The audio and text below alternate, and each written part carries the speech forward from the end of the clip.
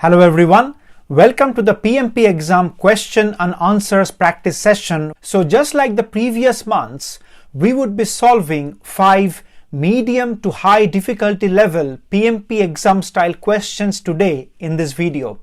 And for each of the 5 questions, we would be doing a detailed explanation on the correct and the incorrect answer choices.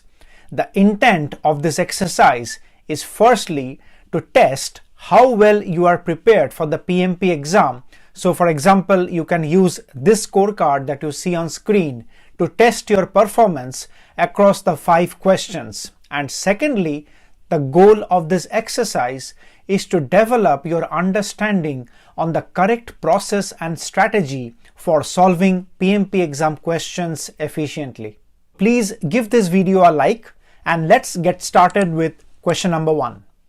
Right, so question number 1, guys, please read the question and try to answer it before we solve this together. You can pause the video here if you wish to. Okay, so let's get started.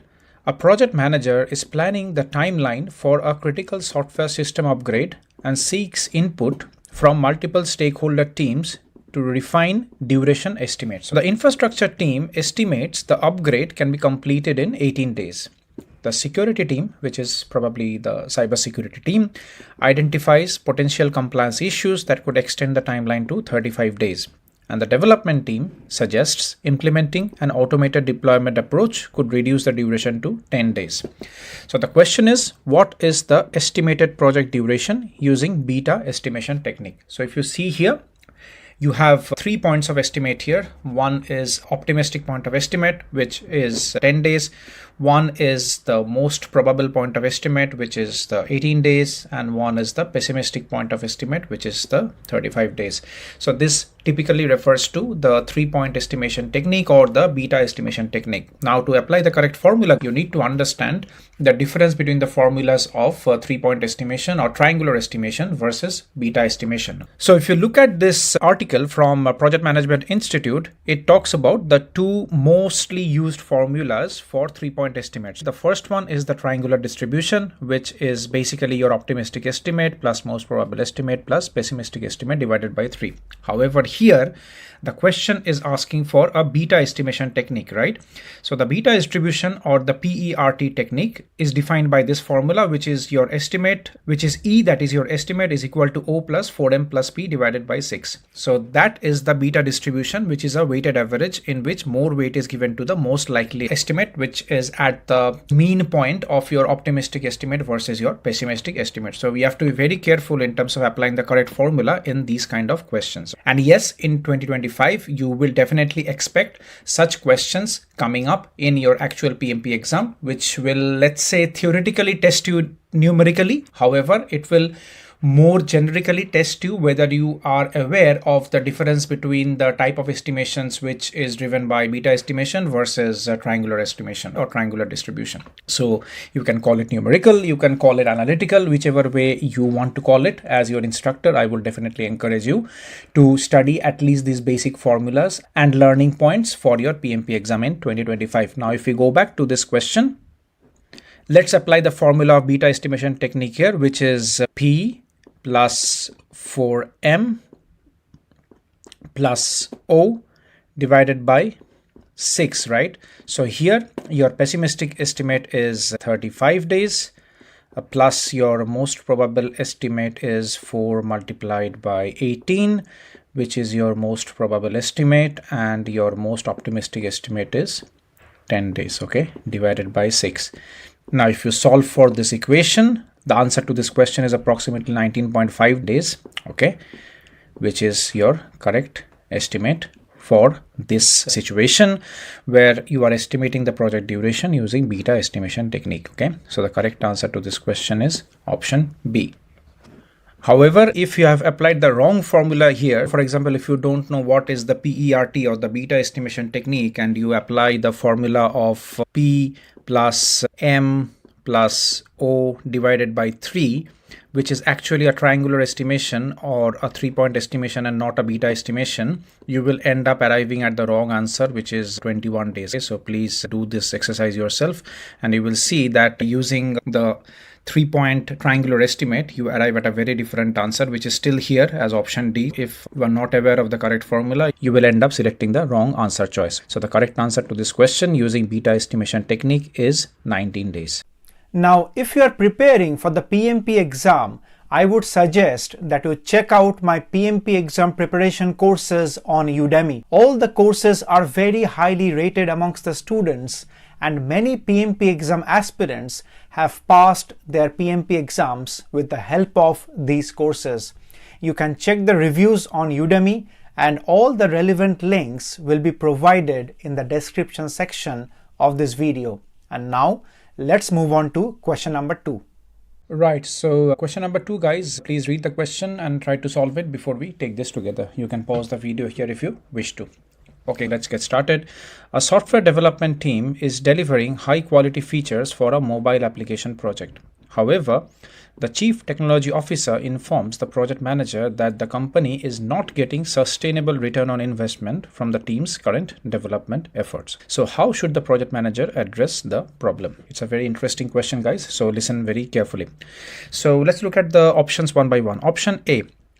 Define a minimum viable product or MVP with the team and prioritize relevant backlog items. Now, this is a possible answer choice because many of you might argue that having a minimum viable product and prioritizing relevant backlog items will help to deliver a sustainable return on investment on the product, because you will be sort of having that early feedback loop, right? Which is the basic concept of minimum viable product. Okay, so let's hold this option for now and we'll come back to it in some time. Let's look at option B.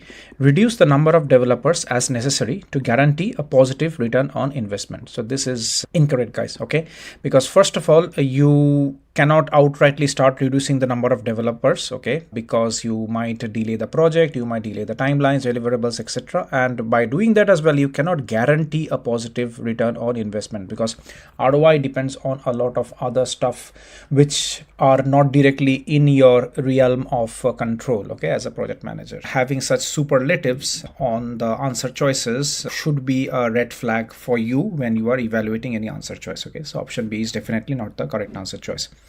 Let's look at option C. Identify minimum marketable features, MMF, and prioritize relevant backlog items. Now, this is very similar to option A, with the only difference is here in option C, it is asking the project manager to prioritize the minimum marketable features, which is different, mind you, very different from the minimum viable product. Okay, and this question is actually testing your understanding as a PMP exam aspirant, that whether you understand what is the key difference between a minimum marketable feature and a minimum viable product. Okay, so please go back to your Agile practice guide and study these two terminologies in detail. However, for this question, we'll be doing a quick overview of these two terms. However, before we do that, let's look at option D. Work with the Scrum Master to run a retrospective and perform project cancellation. Of course, I hope none of you have selected this option, which is totally outrageous that you cancel a project just because your company is not getting sustainable returns and your CTO is giving you feedback regarding the same. You don't cancel a project just because there is a feedback that has been provided to yourself, and that is a last resort for any project, and I'm pretty sure that none of you have selected option D. However, coming back to option A and option C, these are the most probable answer choices for this question. However, to find out the right answer choice, you need to understand what is the key difference between a minimum viable product and a minimum marketable feature. Now, if you look at the core difference between a minimum viable product and a minimum marketable feature, okay, it basically lies in the focus, right? If you study this screenshot, a minimum viable product is about learning and validating a product idea, while the MMF is about delivering a functional piece of the product that provides value to the customer. Okay. Now, the minimum viable product might not be a product which could be sent to the market and a revenue model could be generated from that. It is not guaranteed that your minimum viable product or MVP will be a saleable product. Okay. However, this is where the key difference lies between MVP and MMF. So your MMF, or the minimum marketable feature, is a product that is saleable at its very early stages. Okay. And this is where you will have a revenue model coming out of your product, because this product now is not MVP anymore. It is now a marketable feature which can be sold to customers, maybe at a lower cost than the actual product. However, you will still be able to generate a return or a return on investment on your project. Okay, so this is where the core difference between MVP and MMF lies. Okay, just to summarize, MVP doesn't guarantee a return on investment based on revenue. Okay, however, MMF guarantees return on investment because MMF is saleable and you can sell a product in the market with its MMF version till the time you start adding upgrades to that product and make it a bit more high-end or a bit more functional, and you keep on jacking up the price at a later stage. Okay, so that is the key difference between MMF and MVP. Okay, now with that understanding, if we go back to our question, if we come back to this question, I hope all of you now will agree with me that the correct answer to this question is option C, because your CTO is raising a concern that the project is not generating return on investments with the development efforts, and that is why you need to identify the minimum marketable features and prioritize the relevant backlog items to make a version of the product which is saleable in the market. MVP does not guarantee a saleable product. Sometimes MVPs are given out for free to be tested in the market. Okay, and generally you can't charge a fee for that. Sometimes it is also the other way around, that actually you pay the users like money or some sort of incentive.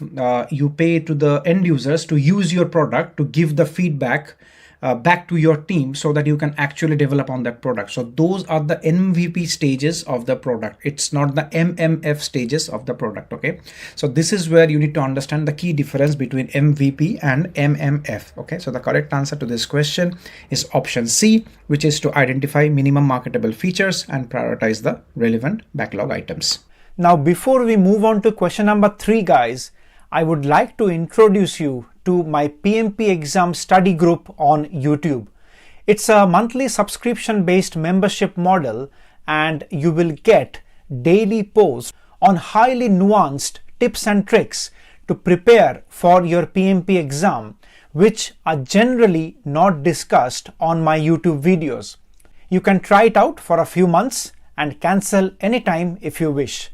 Feedback from students for this study group has been excellent. Right. So question number 3, guys, please pause the video, read the question and try to answer it before we solve this together. Okay, so let's get started. Multiple tasks continue to accumulate in the sprint's backlog. Impediment status despite the Scrum team's continuous effort to resolve them. Okay, so tasks are creeping up and it's accumulating in the backlog of a particular sprint despite the Scrum team's continuous effort to resolve the same. Now the sprint retrospective identifies that all the roadblocks originate from a specific product owner's lack of engagement. So this is the person who is not engaging with the sprint or with the team or with the project, and that is the reason why things are not going as per plan. Previously, the Scrum Master has attempted to coach this individual, but they continue to demonstrate non-collaborative behavior. So it's a difficult person to deal with in this situation. So what should the project manager do next? Okay, so let's look at the options one by one. Option A, request the product owner supervisor to provide financial reimbursement corresponding to the sprint delays caused by insufficient stakeholder participation. Okay, this is preposterous, right? You can't ask for these kind of financial reimbursements or penalties within an organization. I hope none of you have selected this answer choice because it is against basic decorum of a matured project management organization, right? It might happen in sort of a mom and pop situation. However, in a standard professional project management environment, you cannot really ask for financial reimbursements. Let's look at option B. Conduct stakeholder mapping to locate a supportive senior executive, okay, who can influence the product owner. Possible, you can sort of do a stakeholder mapping exercise, probably check your stakeholder register and find a supportive senior executive who can influence the product owner. Might be their functional manager, might be their HR manager, basically an escalation. And time and again, I keep on referring across this Q&A sessions that escalation is the last resort to do Okay, however, please keep in mind that if there is a need to escalate and there is a need to influence, you should do it. Okay, however, influence is basically not an escalation. Okay, so you are not escalating to your project sponsor, right? You are trying to ask for help, and influence is not equivalent to escalation. Okay, I hope you understand that. So it is asking for help needed where you are sort of not able to create an influence yourself because maybe the person is at your level and you need someone above your hierarchy to influence that person. Okay, so B looks like a possible answer choice. However, let's look at option C. Direct the development team to discover alternative stakeholders capable of circumventing the product owner's obstruction. Again, this is something which ideally you should not do. If you circumvent the product owner's obstruction and try to do it yourself, then again, you are not being able to make that role or that person accountable, and you can't sort of bypass a product owner and start taking decisions yourself just because your product owner is not getting engaged. Okay, because otherwise you are filling the shoes of the product owner and you are filling the shoes of the project manager, which might be a conflict of interest as well, right? So that is why option C is incorrect. Let's look at option D. Develop a stakeholder communication matrix categorizing participants based on their demonstrated commitment to project success. Again, unnecessary documentation and intellectualization, let's say. So developing a stakeholder communication matrix, categorizing participants, okay, you can do that exercise, spend 1.5 hours getting this done, but what good will it do? Okay, you will have a nice fancy document ready, but will it drive any decisions, or will it drive any sort of solution to the problem that you are facing now? Or will it drive any solution to the problem that you are facing now? Questionable, right? So probably that is also not the correct answer choice. So the correct answer to this question is option B, which is to conduct stakeholder mapping to locate a supportive senior executive who can influence the product owner. And this is a positive influence you are trying to do. Asking for help needed. Do not mistake this for escalation, because typically you are not escalating here, because generally escalation happens with the project sponsor or project executive. You are asking for help in terms of influencing positively, which is not a bad thing. Okay, so the correct answer to this question is option B. And now let's move on to question number 4. Okay, so question number 4, guys. Please read the question and try to answer it before we solve this together. Again, you can pause the video here if you wish to as well. Okay, so let's get started. The annual performance metrics indicate that rival organizations are reducing service costs significantly for a business. Okay, so the enterprise is experiencing client attrition during the execution phase of a software implementation initiative, and it becomes evident that the funding department will not achieve adequate return on their capital allocation. So because of this client attritions, a project which is midway, which is in the execution stage, they are forecasting at this point in time, it has not happened actually, but it's a forecast that the funding department will not achieve adequate rate of return on their capital allocation. Which 2 actions should the project manager do to adapt the project to these new conditions? And you have to choose 2 options. So in your PMP exam, for these kind of questions, you will always be provided with the number of options you need to choose from the 5 or 6 options, or let's say 4 options that will be provided to you. Okay. Right. So let's start evaluating the options one by one. Option A, gradually substitute internal resources with offshore consulting professionals who can deliver services at 50% reduced compensation rates or lower. Okay, so this is incorrect, guys, because firstly, during the execution stage of the project, doing this replacement at this point in time might call for a lot of complexities in terms of contracting, in terms of the way your procurement contracts or procurement management plans are designed. So that is the first part of it. And secondly, even if they are giving 50% reduced compensation rates, there is nowhere it is stated in the question that the problem, or let's say the high cost which the project is facing at the moment, is due to people resources, or let's say due to service or due to labor, right? So what if the high cost which the project is currently facing is probably due to some new cybersecurity regulations, or let's say due to some kind of software or hardware infrastructure which they have built. So people, of course, is one part of it. However, it is not stated in the question that the current project is facing any problems, or let's say high cost, due to people only, right? And people is not the only parameter that influences the cost of the project, right? So that is why option A is incorrect, because it is giving a very myopic view of how you can reduce cost, which may not be your root cause. Okay. So let's look at option B. Modify the project scope to provide equivalent functionality as the competition to align with their cost structure.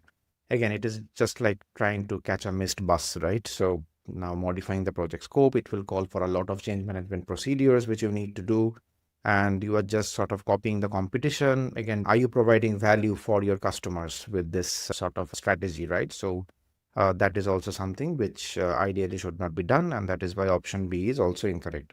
Let's look at option C. Conduct a value engineering assessment of project components, okay, very important, to maximize delivery efficiency and accelerate timeline. This is what probably is one of the correct options, because value engineering means that you look at all the aspects of the project, not only people, but you look at infrastructure, you look at fixed costs, variable costs, direct costs, indirect costs. So you look at all the aspects of your costs and do a value engineering assessment of what is the Pareto or your 80-20 of your high cost footfall of your project, right? So what is that 20% of your project components that is driving 80% of your project costs, okay? So that is sort of a value engineering exercise, and you do not only focus on people, you focus on multiple aspects. So that is why option C seems to be the correct answer choice, or one of the correct answer choices, because the question is mentioning that you need to choose two answer choices for this question. So let's look at option D. Compress the remaining project phases to complete the original deliverables while minimizing indirect expenses. Again, a myopic view, right?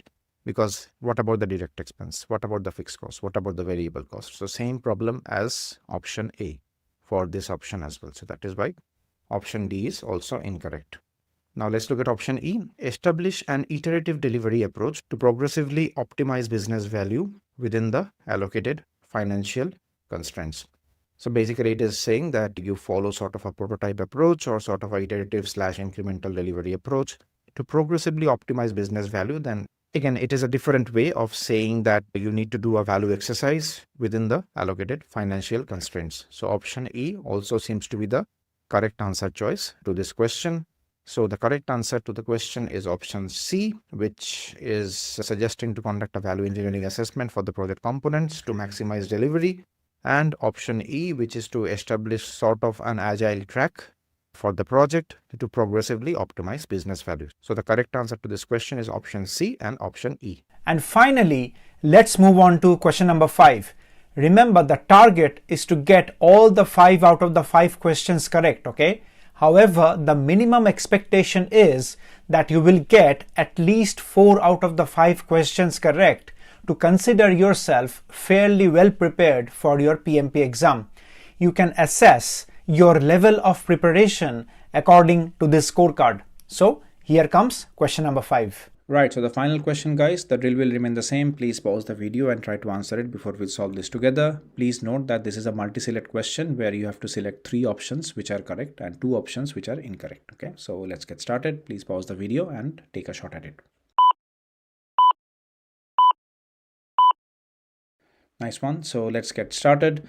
A key deliverable on the project's critical path has fallen behind schedule. Okay, so schedule variance is negative, let's say. Okay, the project's cost performance index CPI is 1.3, indicating cost efficiency. So what is CPI? Again, go back to your earned value management knowledge, right? So CPI is equal to your earned value, which is your EV minus your actual cost. Okay, so when your CPI is positive, it means that your earned value is greater than your actual cost. Okay, which means your project is underspending, and which means that you are cost efficient in your project. You have some buffer funds, or you have some sort of leeway in terms of your entire project budget. Okay, so you are doing good on spending, you are underspending. Okay, that is why your cost variance is positive, and that is why your CPI or cost performance index is greater than 1. Okay, now let's come back to the question. The project manager manages to bring the schedule back on track. Okay, now of course your cost is good, you are underspending, but the project has fallen behind schedule, and that is the reason the project manager is managing to bring the schedule back on track. Okay, provided your cost is doing okay. So which of the outcomes are most likely to occur as a result of actions taken to recover the schedule? Very interesting question. Okay, so what you are doing is you are trying to recover the schedule, and with the assumption that you have some extra money to spend to recover your lag in your schedule. Okay, so let's look at the options one by one. Option A, some tasks may need to be executed simultaneously. This seems correct, right? Because if you are trying to recover the schedule, you either do something like crashing or fast tracking. Okay, so please go back and study these topics of crashing and fast tracking from your PMBOK 7th edition or sort of your process group practice guide. Okay, so A seems like a very, very reasonable answer choice. So A might be one of your 3 correct answer choices. However, let's look at the other answer choices one by one. The overall project scope might be reduced. That is incorrect, because it is very, very unlikely that you will outrightly start to cut scope just to sort of try to get ahead of schedule. You generally don't do that. Okay, of course not as your first resort whenever you are getting delayed or whenever there is a delay in your project, right? So option B is definitely incorrect. Let's look at option C. There could be an increase in project related risks. This is also correct, guys. Okay, because whenever you are executing things simultaneously, whenever you are crashing, whenever you are fast tracking activities in your project, there is a very high probability that the risk will increase and it has to be managed. Okay, so it is very, very crucial for you to understand that crashing and fast tracking comes with number 1, increased risk, and number 2, it will also increase the cost as well, because you will hire additional resources either internally or externally. You will sort of do some kind of automation, right? So these are like fast tracking and crashing sort of activities which you could do when your project is delayed, and that will increase the risk, and that will, as option D rightly says, increase the project cost as well. But it is okay because your CPI is positive, right? You can afford to have some hit in the cost and still within be your project budget, okay, to sort of overcome the delay in the schedule. So option D looks like also a good answer choice. Let's look at option E. The team may need to redo certain tasks. That is totally random, and I don't think that really fits anywhere in the overall logical reasoning of the question that has been provided. Okay, so option E is also incorrect. So the correct answer to this question is option A, option C, and option D. Okay, option B is incorrect, as we rightly discussed that you can't outrightly start cutting scope, and option E is also incorrect, which was because it is very, very extraneous in terms of the logical reasoning that has been provided as part of this question. Okay, so the correct answer is option A, option C, and option D, and that gives you 3 correct answer choices. Okay, this is a multi-select type of question that you will experience in your PMP exam. So it's good that we practiced a typical question like this in today's monthly session. Hopefully you liked it. I hope you liked the session, guys. Please press the like button and subscribe to this channel if you really found this session helpful for your PMP exam preparation. Also, do not get demotivated if you have scored less, okay? Remember, the key is to analyze and learn from your mistakes and course correct now, so that you do not get caught out during the actual PMP exam, okay? Thank you for watching, and I will see you again in the next video.